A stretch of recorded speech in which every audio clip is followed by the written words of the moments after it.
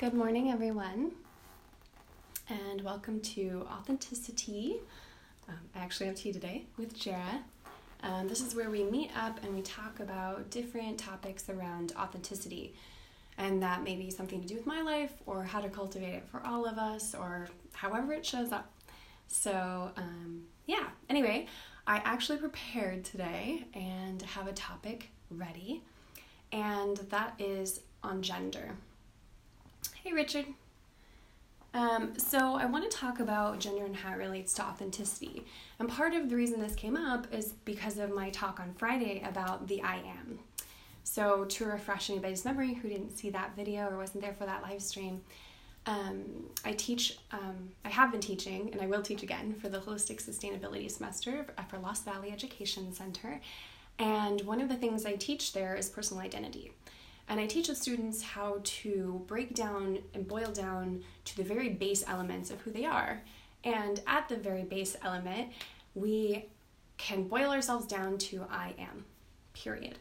Anything that comes after I am is just a construct that is human. It's very human to try to label things and categorize things. So I've gotten a little bit of feedback from that video about questions about that. How does that relate to gender? Isn't gender just something that is? Along with many other things. Hey Ryan, good to see you. Along with many other things. So I really want to bring gender in and talk about that, because gender is big on the table for everybody, and it's been especially a really big journey for me. For anybody who's read the article, I have an article on my website, magicofauthenticity.com, on my blog, where I talk about why I shaved my head. And me being a woman in the world with a pretty womanly figure and a shaved head is kind of a trip when it comes to gender.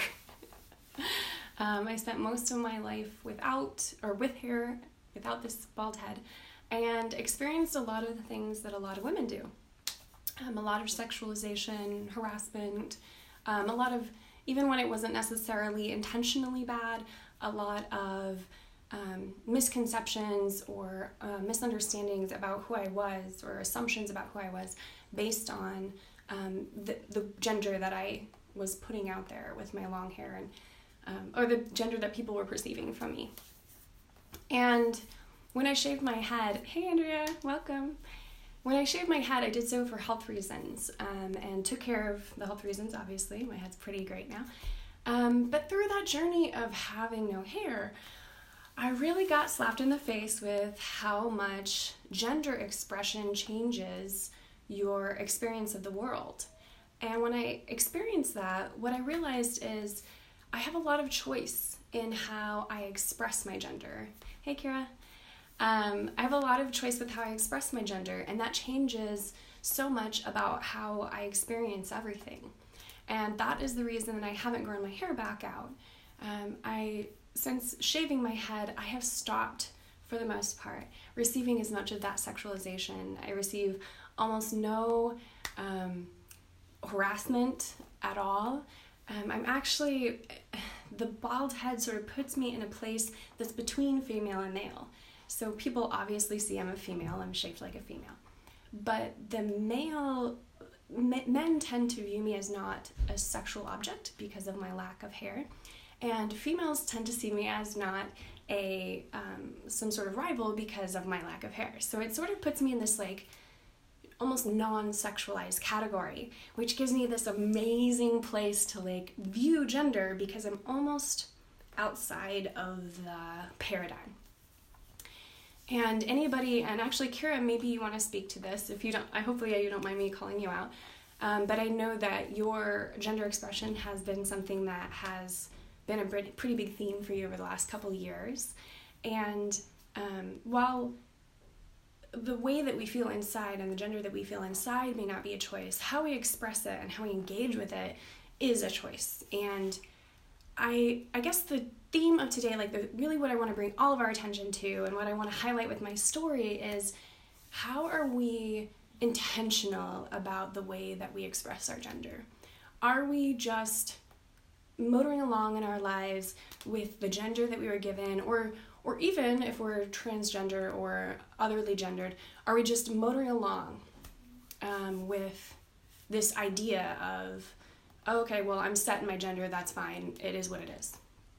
Because when we bring in more intentionality, we can get the responses from the world that feel best for us, while also expressing the most authentic expression of gender. Kira is actually speaking to this now in agreement with me, and says that they shave their head too, and it's helped them with their confidence and emotional stability. So yeah, we have, I love that. I love that Kira really like brought it into themselves as to how to express themselves. And Kira, what gender pronouns are you using now? I'm using they just because I'm not exactly positive. I think it's she, her, but I'm not positive. So if you want to speak to that, that would be great so that I can do it correctly. But anyway, so I would say that, you know, something that came back from that I am video is that, you know, do you get to really choose your gender? Do you really get to choose, really get to choose, and like, is gender actually a construct? And it absolutely is. And what I'd like to say, hey Danielle, okay, Kira, she, her, thank you so much. So what I would like to say is that each of us, my network is breaking down, so hopefully you can see me. What I'd like to say is that each of us has a masculine and feminine side, and many other, like, personally for me, I consider myself part creature. So I have a creature side too, not just this male and female dichotomy. And it's all on this, like, you know, this spectrum. And I don't mean just a line of spectrum. I mean like a color wheel of spectrum. And we get to make that decision on how we present ourselves. You know, I live with a lesbian identified male, and he looks very male, but in a lot of ways, he engages with gender expression in a way that's very feminine and really wonderful for me, and experiences that's wonderful for me. And I know many other people in my life that engage with gender expression in a way that suits the way that they feel and the way that they want to engage with the world. So I guess my challenge to you today, every day we're going to have a challenge. Yay, authenticity challenge. Today, what I want to challenge you is to pay attention. In what ways are you buying into the presets? In what ways have you accepted the presets that society is giving you around gender and just motored along with it? Is that serving you? Is it serving you to go along with the presets of society and just to accept whatever people assume about you and to go with that? Is that really helping you? Is it really serving you? Or perhaps, you know, if you're a female and you really have accepted that female persona of society, would it benefit you to really like dig into some of your masculine and come out with some of those more masculine traits? And if you're male, like perhaps there's pieces of you that are tender and soft and receiving that want to come out and be expressed. And I wonder how much the quality of our lives would change around our ability to accept ourselves and love ourselves if we could express that gender in a way that felt more congruent to our authenticity. So that's my challenge for you today. Really take a look at how you move through the world. How are you engaging with a gender that was assigned to you, that is assumed of you, that you just assume of yourself? And in what ways can you really challenge those presets and break the mold a little bit? And what does that feel like? Maybe you take one step today that's a little bit counter the preset, you know, counter that gender that people assume of you. What does that feel like? Is it powerful? Is it scary? And I want to continue to have this conversation. So if you were here live, this is our biggest group yet. That's so exciting. I'm so grateful that this is happening and that it's helping you and that it's just so enlivening and amazing for me to be here with you every morning.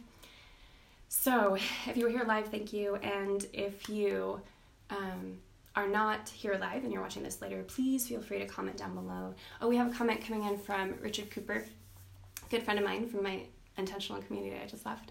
He says that he's a proud gay male with a very tender heart and he feels everything in everyone. absolutely true. This is, Richard, I'm really glad that you're speaking up, because you have a very male look from just the assumption of who you are. Big gray beard, big old strong man. And you are such a tender sweetheart. Like, you're one of the most tender people I know. And so that is a piece of gender.